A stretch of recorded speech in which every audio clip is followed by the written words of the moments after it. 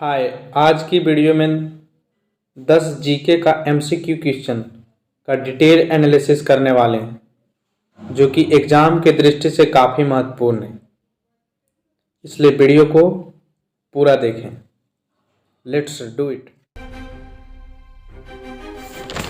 First question है हमारा, of the foreign traveller mention in the option below was the earliest to visit India.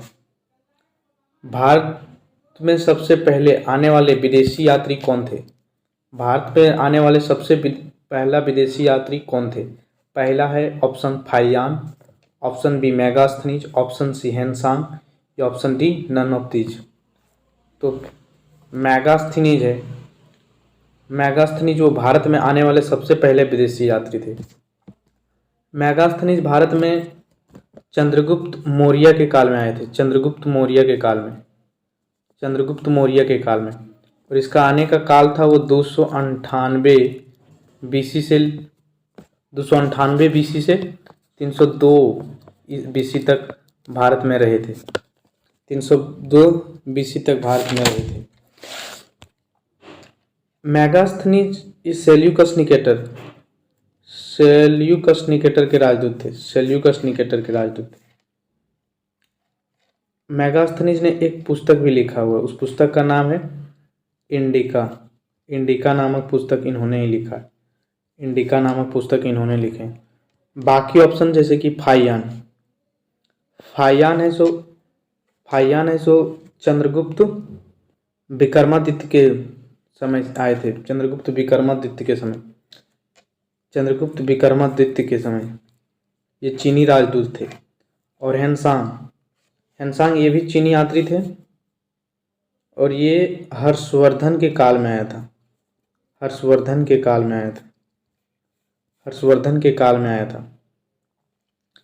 Hiuen Tsang को आत्रियों का राजकुमार भी कहा जाता है। तो ये थी पहली क्वेश्चन का पूरा detail analysis. The oldest dam of India, Bharat का जो सबसे पुराना डैम है वो कौन सा है? भारत का सबसे पुराना डैम कालनई डैम भारत का सबसे पुराना डैम है। यह है कहाँ? कालनई डैम तमिलनाडु में। किस नदी पर? कावेरी नदी पर है कालनई डैम। और इसका निर्माण किसने करवाया था? कालनई डैम का निर्माण चोल शासक करिकलान ने इसका निर्माण करवाया था। करिकलान ने इसका निर्माण कराया था। है कहाँ? तमिलनाडु में। किस नदी पर? कावेरी नदी पर। और निर्माण किसने कराया था? करिकलान ने। ये 100 बीसी में ही बना था। बाकी एन ऑप्शन हीराकुंड भारत का सबसे बड़ा बांध है। कहाँ? उड़ीसा में है। और ये महानदी पर है। हीराकुंड बांध भारत का सबसे बड़ा बांध है, ओडिशा में है और महानदी पर है। टेहरी बांध ये उत्तराखंड के भागीरथ नदी पर है और भारत का सबसे ऊंचाई पर स्थित बांध है। टेहरी डैम भारत के सबसे ऊंचाई पर स्थित डैम है। नागार्जुन सागर डैम ये आंध्र प्रदेश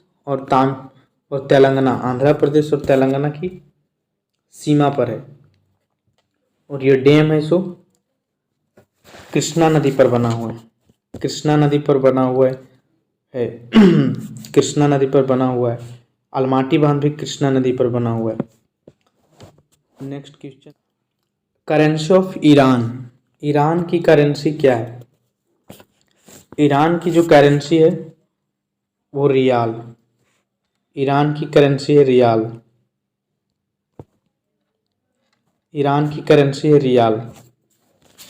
और रेनमिनबी किसकी करेंसी है? रेनमिनबी चाइना की करेंसी। रियाल है वो ईरान का। रूबेल है सो रसिया की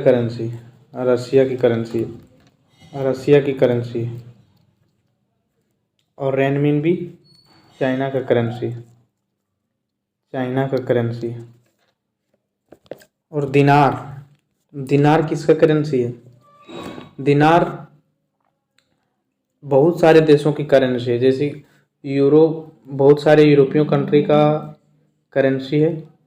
उसी प्रकार दिनार भी बहुत सारे मेडिटेरियन सी के जो भूमध्य रेखा के आसपास देश है उन सब का करेंसी दिनार है। नेक्स्ट क्वेश्चन है, नॉर्मन बोरलॉग को किस क्षेत्र में नोबेल पुरस्कार दिया गया था? नॉर्मन बोरलॉग को किस क्षेत्र में नोबेल पुरस्कार दिया गया था? एग्रीकल्चर के क्षेत्र में, इकोनॉमिक्स के क्षेत्र में, मेडिसिन के क्षेत्र में, पीस के क्षेत्र में। तो नॉर्मन बोरलॉग को नोबेल पुरस्कार शांति के क्षेत्र में दिया गया था। नॉर्मन बोरलॉग एक अमेरिकी साइंटिस्ट है। इन्होंने कृषि के क्षेत्र में उल्लेखनीय कार्य किया है। और इसी के समान में, नॉर्मन बोरलॉग के समान में भारत ने बोरलॉग पुरस्कार की शुरुआत 1972 ईस्वी में किया था, 1972। और ये किस फील्ड में दिया जाता है? बोरलॉग पुरस्कार है वो कृषि और पर्यावरण के क्षेत्र में जो उल्लेखनीय कार्य करते हैं उसको बोरलॉग पुरस्कार दिया जाता है। अब बात करते हैं यहाँ नोबेल पुरस्कार। नोबेल पुरस्कार कितने फील्ड में दिया जाता है? 6 क्षेत्रों में दिया जाता है।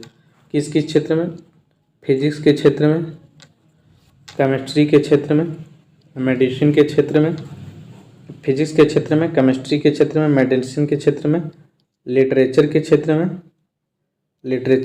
में और फिर लिटरेचर के क्षेत्र में, फिर एक शांति के क्षेत्र में, पीस के क्षेत्र में, फिर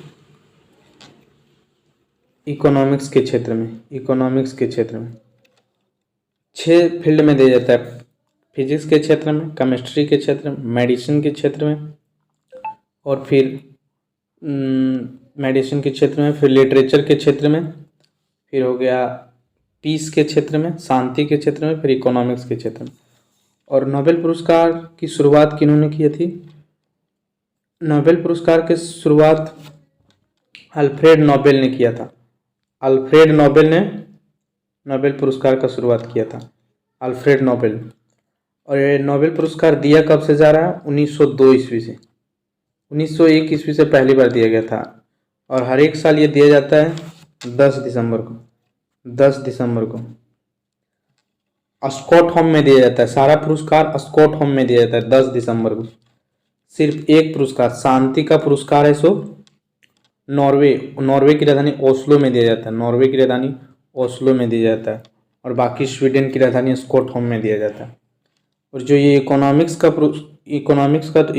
के क्षेत्र में नोबेल पुरस्कार 1968 से दिया जाने लगा। इसके पहले सिर्फ 5 ही क्षेत्र में दिया जाता था। 1968 के बाद इकोनॉमिक्स को भी जोड़ लिया गया। तो ये थे हमारे इस चौथे क्वेश्चन का पूरा डिटेल एनालिसिस। फिफ्थ है, books letter from a father to daughter. Books letter, यहाँ आर होगा लेटर्स में, यहाँ R. Letters from a father to daughter is written by. एक बुक्स, ये बुक किसने लिखा है? Letters from a father to daughter is written by, ये जवाहरलाल नेहरू द्वारा लिखा गया। इसमें क्या है कि जो जवाहरलाल नेहरू अपनी बेटी इंदिरा गांधी के पास जो पत्र भेजा करता था जेल से, उसी का एक संग्रह है। तो ये जवाहरलाल नेहरू ने लिखा है। जवाहरलाल नेहरू का एक और पुस्तक है discovery of India, famous book discovery of India. ये सारा क्वेश्चन कॉम्पिटिटिव एग्जाम में पूछा जाता है। जवाहरलाल नेहरू की पुस्तक है डिस्कवरी ऑफ इंडिया। और महात्मा गांधी ने एक पुस्तक लिखा हुआ है an experiment, my experiment with truth. और वल्लभ भाई पटेल ने एक पुस्तक लिखा हुआ भारत विभाजन नामक जो पुस्तक है वो वल्लभ भाई पटेल ने लिखा। और ये सर्वपल्ली राधाकृष्णन इसी के बर्थ एनिवर्सरी को टीचर डेज के रूप में मनाया जाता है 5 सितंबर को। और इन्होंने एक पुस्तक लिखा हुआ है द व्यू ऑफ लाइफ। तो महात्मा गांधी का पुस्तक का नाम है माई एक्सपेरिमेंट विथ ट्रूथ और वल्लभ भाई पटेल की पुस्तक का नाम है भारत विभाजन। और जवाहरलाल नेहरू एक डिस्कवरी ऑफ इंडिया नामक पुस्तक लिखा हुआ है। और सर्वपल्ली राधाकृष्णन, इसका बुक का नाम है the view of life. Isotope used in nuclear power plant to generate electricity, यानी कि न्यूक्लियर पावर प्लांट में कौन सा समस्थानिक का प्रयोग किया जाता है इलेक्ट्रिक करंट जनरेट करने के लिए। तो ये न्यूक्लियर पावर प्लांट में इलेक्ट्रिसिटी जनरेट करने के लिए यूरेनियम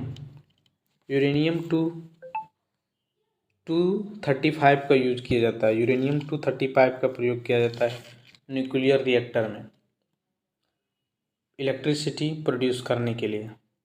बाकी ऑप्शन में आयोडीन 131 का प्रयोग किया जाता है थायराइड के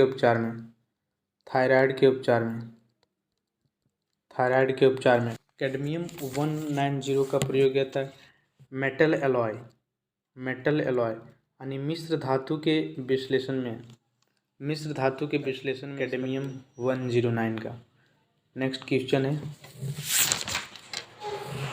विच of the following cattle can be affected by rinderpest disease.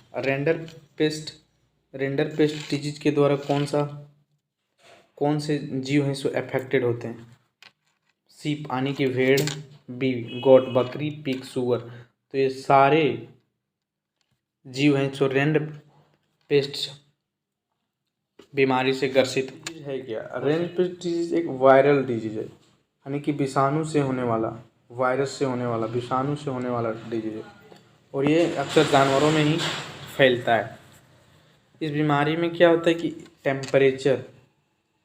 Temperature होता है वो 104 से 107 डिग्री फ़ारेनहाइट तक बढ़ जाता है। रेंडरपेस्ट डिजीज होता है वो जानवरों में होता है, वायरल डिजीज है और टेम्परेचर होता है सो 104 से 107 फ़ारेनहाइट तक बढ़ जाता है। हमारा नेक्स्ट क्वेश्चन है विस्कोसिटी का एसआई यूनिट क्या है। तो विस्कोसिटी का जो एसआई यूनिट है वो पोइजल। विस्कोसिटी है क्या, दो फ्लूइड के बीच लगने वाला जो रेसिस्टेंस फोर्स है ना, वही विस्कोसिटी, उसी को विस्कोसिटी कहा जाता है। विस्कोसिटी का जो एसआई यूनिट एक्चुअल में होता है वो तो पॉइज है, लेकिन एक होता है केजी मीटर पर सेकेंड। इसका डायमेंशन फार्मूला किस तरह हो जाएगा, ml-1 और t-1। 1 पॉइज बराबर कितना होता है, 1 पॉइज बराबर कितना होता है, 1 पॉइज बराबर 10 to the power -1 kg metre पर सेकेंड होता है। तो पॉइजल है सो विस्कोसिटी का एसआई यूनिट है। और पास्कल किसका एसआई यूनिट है, पास्कल है प्रेशर का एसआई यूनिट, दाब का एसआई यूनिट। पी बराबर क्या होता है, प्रेशर फोर्स बाय एरिया। और टेस्ला इलेक्ट्रिक फील्ड का एसआई यूनिट है। तो ये थी हमारी 8वां क्वेश्चन। नेक्स्ट क्वेश्चन है ये century is not enough is written by. ये सेंचुरी इज नॉट इनफ, एक शतक ही काफ़ी नहीं, ये पुस्तक किसके द्वारा लिखा गया है। ये पुस्तक है so option B Sourav Ganguly के द्वारा लिखा गया है। बाकी एन के नाम पर जैसे Sachin Tendulkar, play it my way, play it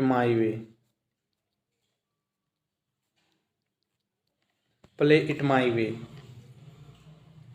और ये राहुल द्रविड़ के नाम पर जो पुस्तक है उसका नाम है timeless steel. Rahul Dravid timeless steel.